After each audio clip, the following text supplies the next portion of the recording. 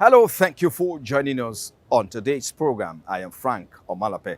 Taxation is one of major fiscal policies of government of any nation. In Nigeria, the government is exploring this window to achieve economic stability and financing of capital expenditure. However, the various taxes levied upon the income of an individual or businesses by government has been described by many as a burden. On today's program, I sat down with some stakeholders in the business sector of the Nigerian economy to look at the impact of multiple taxation on businesses. This is Business Focus. I am Franco Malape. Be back in a moment. Thank you for your time on the program. This is still Business Focus. Now, my next guest is a tax consultant, a financial management expert, Usifu Ibinova. Usifu suggests a proper tax structure will not only capture more people in TaxNet, but empower small business operators, which will lead to revenue generation and allow value creation in the Nigeria economy. Let's take a listen.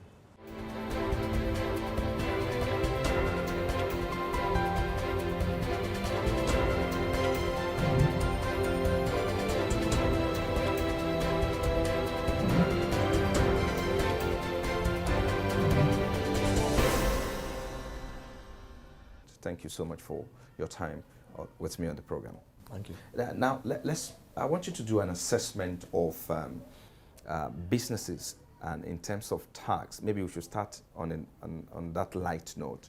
Do you think that the administration of the Buhari is exploring this window enough to generate enough income for its government in terms of financing?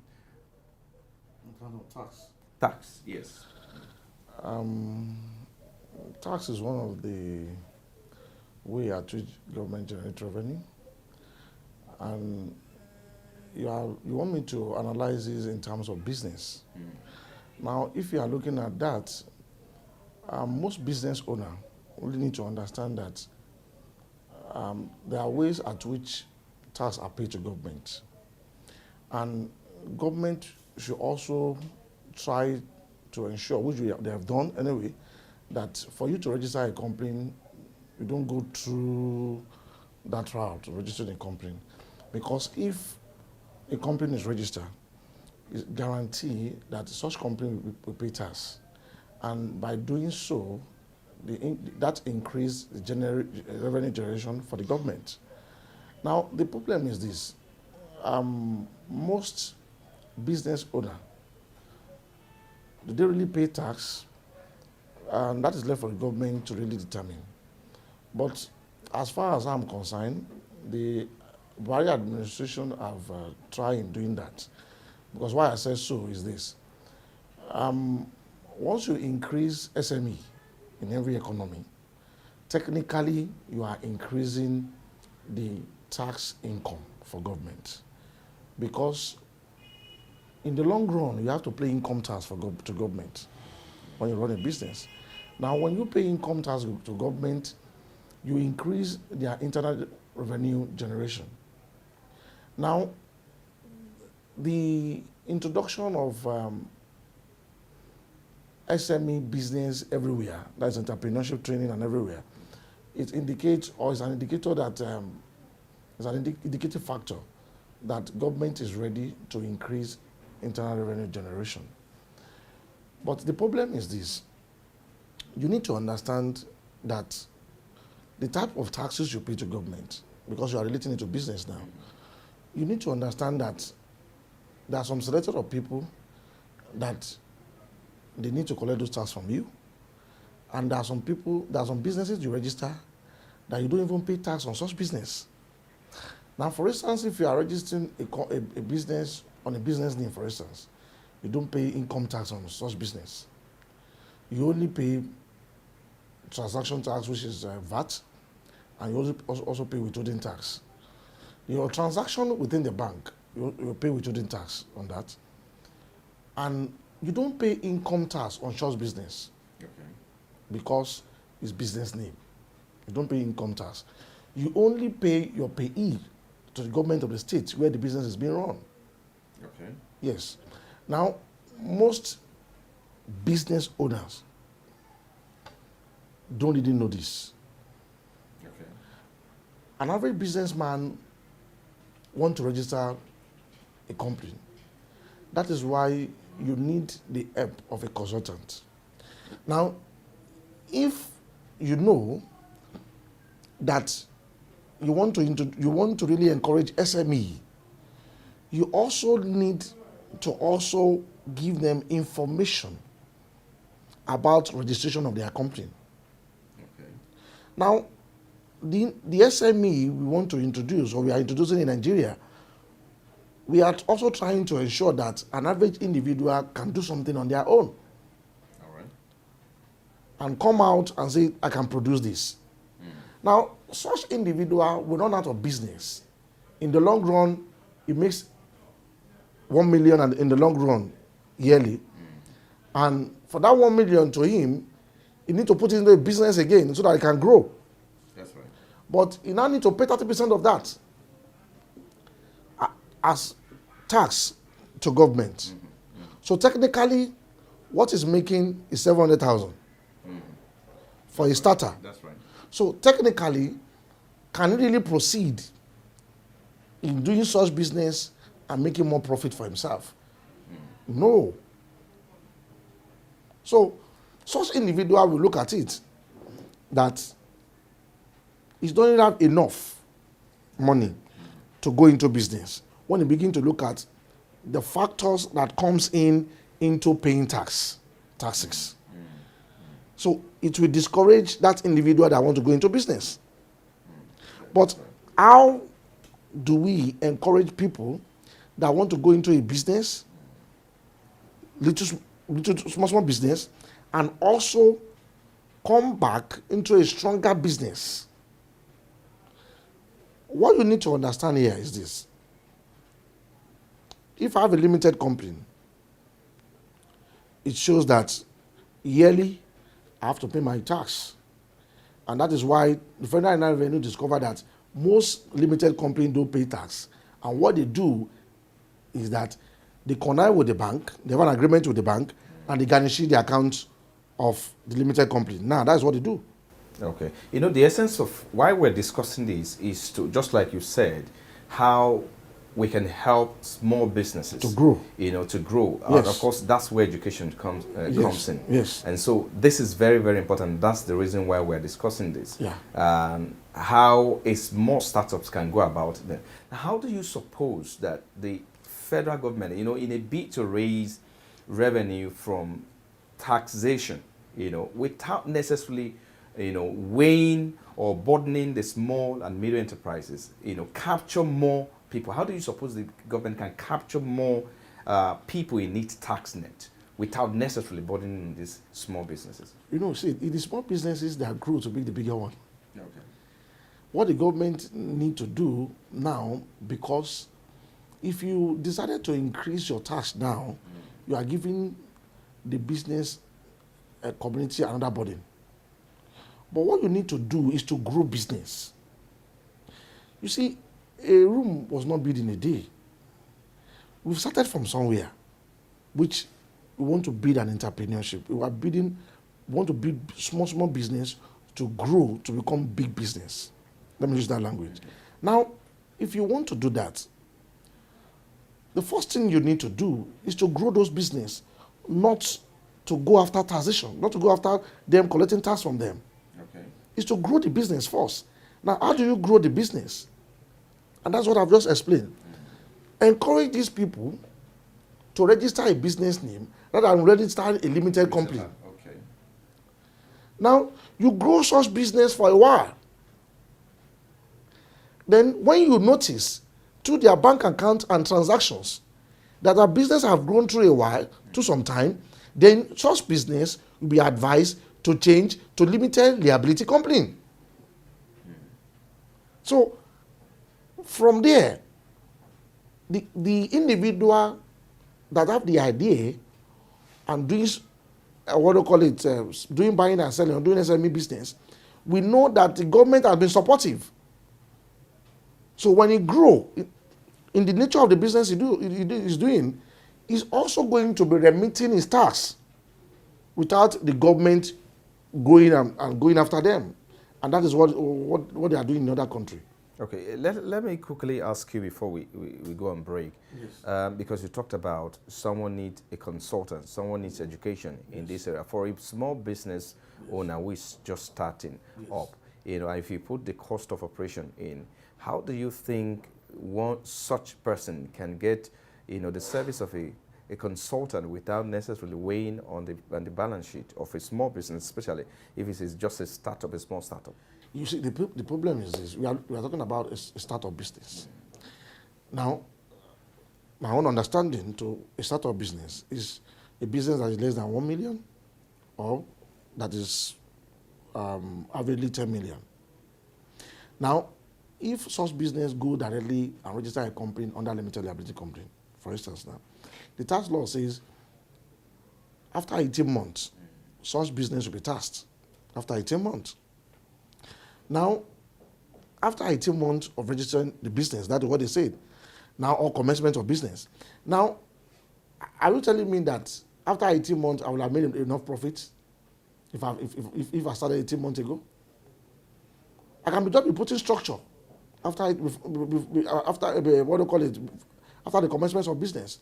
Now, it becomes a burden to the owner of such business to pay tax.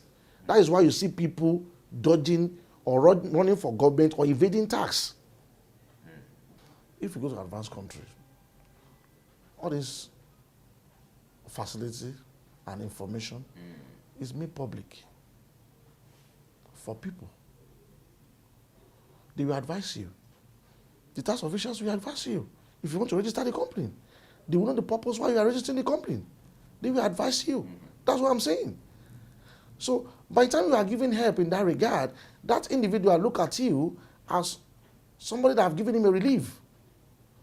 So coming to meet you at that or in the long run should not be an issue. Okay, we'll be That's back. what I'm saying. We'll be back in a moment. Please do stay with us. This is still Business Focus. We'll be back in a moment.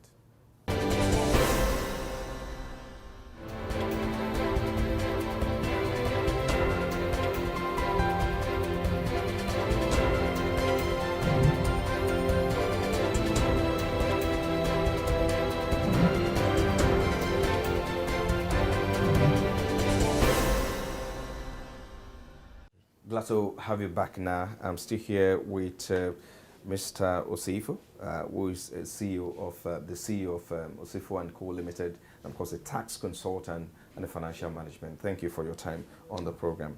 Now, let's talk a little bit about moving away from burdening, of course, the issue of where the government is trying to explore tax system or tax policy to raise funds. Of course, looking at that area, how do you think the government, if it has to move away from taxation or taxing businesses in terms of raising revenue, what other sources of revenue would you suggest that the government should look into? The government should look into. Now, the thing is this. Have we really explored the tax avenue, the raising fund? I'll tell you no. Okay. I'll tell you no. Now, the thing is this.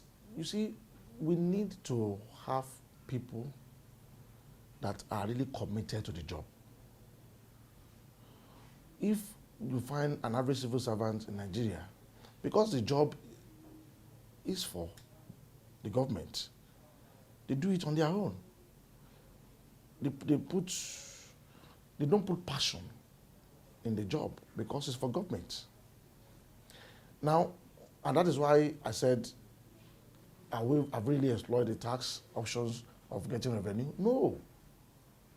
Now, the reason why I said so is very simple. If an individual have an investment with a bank, such individual is charged at the end of the day, is taxed 10% on the income or revenue generated from that money. Now, that income is referred to as withholding tax. Now, if that investment is for company, goes to federal government, while it's for individual, it goes to the states. Now, I can tell you based on experience that the federal government is not doing enough in this regard. most of these interests, most of these taxes are with the banks. Okay. Now, the federal government needs to close mark with the banks and look at the number of investments the company have with the bank. And the return on investment of that amount is 10%, and it goes to the federal government. So, for instance, if a company has 100 million in the bank, and the return of that income is 10 million, so 1 million goes to federal government. So, if we have millions of companies investing with the bank, do you know the number of money that government is losing every day on that alone? That'll be in billions. Now, the same thing applies to what we call stamp duty. Every transaction that a company does or individual, stamp duty is being charged on each transaction. That's right. With the bank. Who is close marking the bank could collect all those things as at when due? So, the government should not create more institutions. Why? They should try to look at the one they've created and develop it very well and improve it to the good of people. Okay, let's look at a lot of people have talked about the cabinet members, of course, the economic teams of this present government, and whether it should be a review or reshufflement. Now, what are you expecting when it comes to the kind of, or the caliber of people that should be on that team? No, see, the problem is this. It's not the caliber per se. Okay. You see, what you don't have, you cannot give. That's just simple answer. What you don't have, you cannot give. You see, I give a credit to Kojo Wiala. You see, it's not that the economy was not bad at that time. But when you have a capable hand, you won't see the deficiency of the boss. When you have a capable hand, you won't see the deficiency of the boss. Now, we don't need to apply politics in picking our ministers. This is a big problem to Nigeria. We need to pick people that are independently successful in what they do. Let them come and help the system. They may not be a party member, but they have something to offer. Okay, as we wrap up now, I just want you to give us your expectation in terms of key areas of the sector that you would like the government to address as a matter of urgency. Of course, everybody is expecting that the government will come up with its cabinet members in the next few days from now. But for your expectation in key areas of which one is more crucial for you? See, to all Nigerians, is the economy. As we speak now, the economy is not friendly because of the fact that there is a burden on the financial system. That is why the economy system is technically having issue. And let me explain it this way. Now, the central bank, I saw it on National Daily, said they want to give SME to corpers. And they have also given to the last corpers, and about 85% of them did not pay back. Now, I don't understand what this policy is all about. That's not how to grow the economy. Okay. No, that is not how to build SME. No. For instance, if I'm a corper, you just train me 6 months and you want to give me money. Now, the training of NYSC is 1 year. So if you train me 6 months, I will subject myself to you because I'm still training, I'm still under my what? NYSC training. and you give me money, do you think I'll return the money? I'll go away with the money as a young man. Because I'll be telling myself, can you allow your sons and daughters to do the same work you want me to do? I also want to explore the same way you explore. The CBN governor was a banker before he became the central bank governor. So also the young guy too want to become a banker too. They have prospect in that direction. So they won't listen to you. So what the government or what the CBN governor need to do is to build industries, engage industrialists, Okay. give them those money free, 100% zero free. They won't pay you back, but it's interest free, so that you can grow the system. Now, those people that build those factories ensure that they engage those coppers. Are you getting the logic? Of course. And ensure that they engage those coppers. By doing so, you are building the economy. If that guy spent 10 years there and he spent 5 years here, there, you already have experience. And he can decide to go and start SME. You don't start SME, a room does not build in a day. Well, that's a very good concept you just gave there. And I hope that someone is watching or someone who has to do something about that, just heard what you said. Well, I want to thank you on this note. Thank you so much for your time on the program. So we'll take a break now. We're back in a moment. Please stay with us.